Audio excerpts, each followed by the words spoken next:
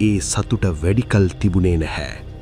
දරුණු කැලා උණ රෝගය සුධර්මන්ටත් දරුවාටත් වැළඳුණා. රන්මලී බෙහෙත් රැගෙනීමට නිවසින් පිටත් වුණා.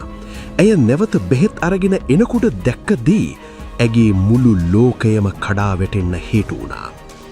ඇය දුටුවේ ලේවිලක් මැද මියගොස් සිටින ඇගේ සැමියා සහ දරුවයි.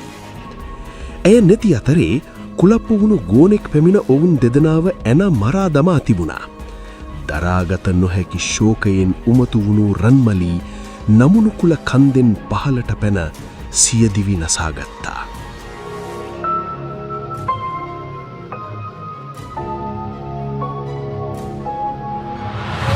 මියගිය රන්මලී නැවත පණ ලැබුවේ මනුෂ්‍යයෙක් විදිහට නෙවෙයි.